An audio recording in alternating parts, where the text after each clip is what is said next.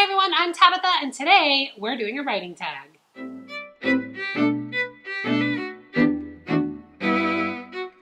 So this is the Writers Are Weird tag. A couple weeks ago I did a reading tag, and you know on this channel the two things I talk about the most are writing books and reading books. So if I did a reading tag, it only makes sense that I squeeze a writing tag in March as well.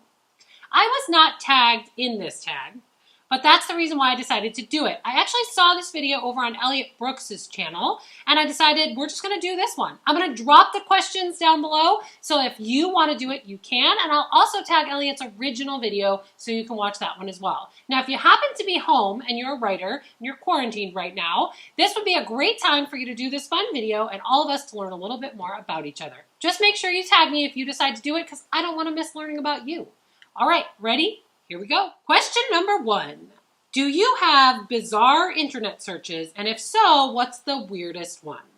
Of course I do. Doesn't everybody? I think everybody does. Most bizarre. So I did a bunch on my blog once that I can link if you want to see it. But those have been pretty old now. I think probably the most bizarre one is probably how to naturally decompose a body. That came up in Kingdom of Fron research. Yeah, that's the weirdest one, I think.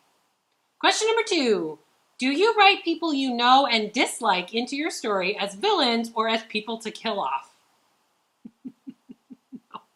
No, I don't do that. This is actually one of the things that I say all the time makes me weird, so I'm glad it came up as a question. But I think the question was intended to make the people who do that feel weird. And I think in the writing community, it's weird that I don't. That's such a common joke. Like, go ahead and make me mad so I can write you as a character to kill. And I don't do that. In fact, I don't have any people who I just pick up and throw the whole person into my work in progress. Like, I have pieces of people all over the place, but nobody is a direct pick up and drop. Except, you know what? In my young adult contemporary, which I'm working on right now, and it's not done, I have a lot more shades of people that I know or remember, and even memories from my own life that were in that story to make that more realistic. So in that case, I would say, yeah, there are a few people who are very similar to the people I knew in real life who would be the villains in that story, but it's a contemporary, so they're not going to be people who die. And now that I'm saying it, I'm like, I wonder if those people will recognize themselves if this ever makes it to publication. Huh, that's something to think about. But no, I don't normally do that.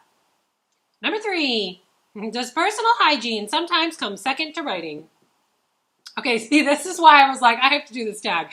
This is full of questions that if you are not a writer or you're not part of the writing community, you read these and you go, are these serious questions? But like for writers, this is stuff we have to talk about, right? So if I'm like seized with a really good, I work from home. Let's start there. So if I'm seized with like a really good idea and I want to write it down, have I ever paused things that are personal hygiene type things in favor of getting the idea down? Yeah, I'll get to them eventually. But like brushing my teeth or showering, that is definitely something. Brushing my hair, that's definitely something I've put on hold because I have a really good idea.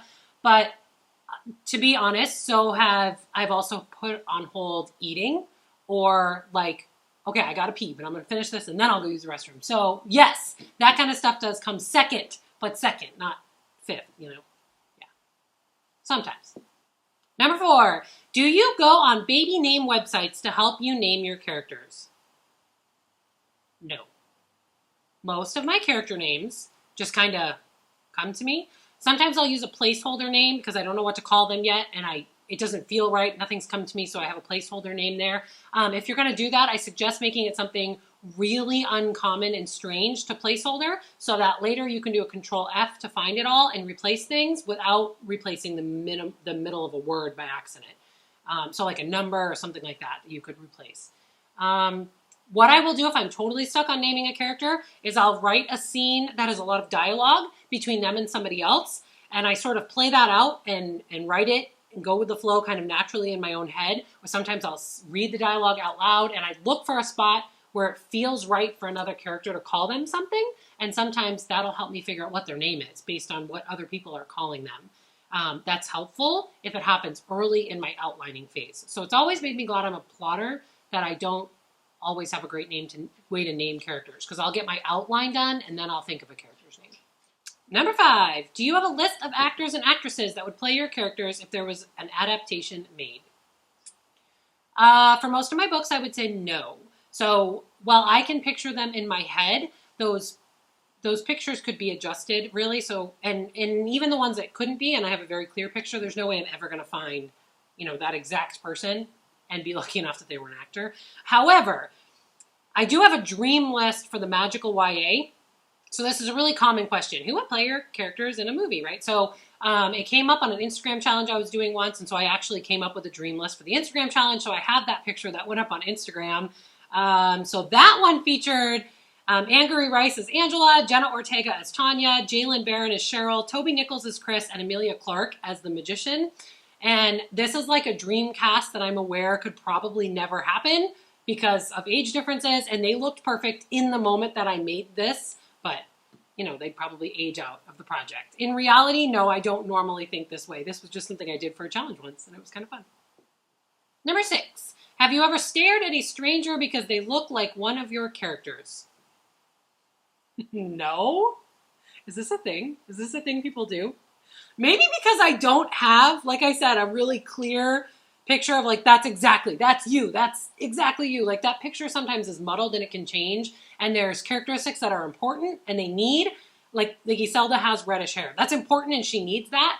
But there are some things about her character that I could play with and they could be messed with in my head. But even the characters who have I have really clear pictures of and I know exactly what they look like, what are the chances I'm going to see somebody that looks like that? So no, I didn't know that was a thing. That's never happened to me. Number 7, do you talk to yourself to help work through scenes? And if so, where do you talk to yourself? Oh, I totally do this. So most often I'd say it's dialogue that I will read out loud. So if I'm stuck on dialogue or if it doesn't sound right or doesn't sound natural or if I'm editing dialogue, I will often read it out loud. I don't give a lot of characters really long speeches, but if I did give them a long speech, you bet somewhere I read that out loud at least once. And normally this is done at home when I'm the only one here and it's quiet during the day. However, as I'm saying it, sitting near these windows, I'm realizing I've done it a lot at the kitchen table with windows open. So, my neighbor probably thinks I'm nuts. But yeah, I've totally read it out loud. Number 8, while writing, do you make the expressions your characters are making? I have definitely caught myself doing this. So facial expressions or hand gestures are big ones. I've caught myself doing that a lot, especially when you're trying to get that description exactly right. Let's see, what would they be doing with their hands, right? So sometimes I catch myself doing that. I try to do it. I do most of my writing at home, which is nice because I do it at home, usually when I'm the only one here. But I did once catch myself doing it at a coffee shop, and I felt pretty embarrassed. I wondered how many other people noticed. I was kind of glad I sat in the back corner. I still wonder if there were people posting about me on Twitter and they didn't know it was me. This crazy lady's making faces at the coffee shop. So yeah, that probably happened. Number 9, do you ever practice answering interview questions in case you make it big? No. That would involve me thinking that making it big was something, I don't know, that would involve interviews and whatever happened. No, I would say the closest is probably practicing scripts for YouTube videos or practicing what I'm going to say at author visits at school. So, I guess I've done that, but that's about it. I don't ever sit and pretend I'm being interviewed by Ellen or something. I've never done that. Number 10, do you have a soundtrack or playlists for your book or scenes from your book?